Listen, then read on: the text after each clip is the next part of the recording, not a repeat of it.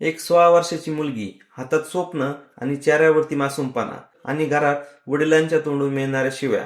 हो, ही कुठली काल्पनिक गोष्ट नाही, तर ही आहे पांड्या स्टोअर आणि जामे राजामधल्या फेमाभिनेत्री शायनी दोशीची खरी गोष्ट. शायनी दोशीने नुकतीच सिद्धार्थ कान्हारला एक मुलाखत दिली. तिच्यामध्ये तिने तिच्या बालपणातील एका काळ्या कुट्ट अध्यायाचा पर्दाफाश केला आहे. ती फक्त 16 वर्षाची होती तेव्हा शूटिंगसाठी रात्री उशिरापर्यंत तिला काम करावं लागायचं. तिच्यासोबत तिची आई असायची, परंतु वडिलांना तिचं बाहेर राहणं आवाजवी वाटायचं नाही.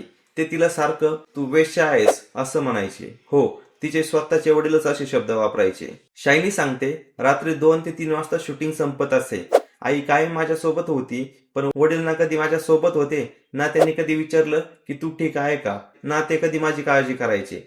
फक्त ओरडायचे, शिव्या द्यायचे आणि आईवरती आरोप करायचे. तू हिला कुठं घेऊन जातेस, तू हिला वाईट गोष्टीमध्ये ढकलत आहेस का, अशा प्रकारचे सारखे आरोप करत असायचे. परंतु पुढे जाऊन या अपमानामुळेच शायनीने वडिलांशी नातंच तोडलं.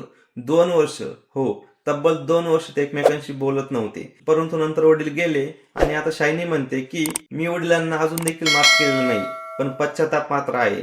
कारण आयुष्यातल्या काही नाती अशा असतात ज्यांची गाठ सुटत नाही आणि आजही वाटतं वडिलांसारखा आधार कोणीच देऊ शकत नाही. मित्र, ग्लॅमरच्या दुनियातला झगमगाट आपल्याला दिसत असतो, पण त्याच्या मागे असतो एकटेपणा, तडजोडी आणि अशा प्रकारच्या खोल जखमा. ही गोष्ट फक्त शायनी जोशींची एकटीची नाही, ही गोष्ट आहे प्रत्येक त्या मुलीची जिनं घरच्यांचा विश्वास पार पाडून स्वतःचं ध्येय सिद्ध केलंय, स्वतःचा नवीन रस्ता शोधलाय आणि एका चांगल्या उंचीवरती जाऊन पोहोचले. या सर्व मुलींना आपल्याकडून शुभेच्छा. मित्र, हा व्हिडिओ जर तुम्हाला आवडला असेल तर या व्हिडिओला लाईक करा, शेअर करा आणि असेच माहितीपूर्ण व्हिडिओ यापुढेही बघण्यासाठी आपला यूट्यूब चॅनल महाराष्ट्र लाईव्हला नक्की सबस्क्राईब करा.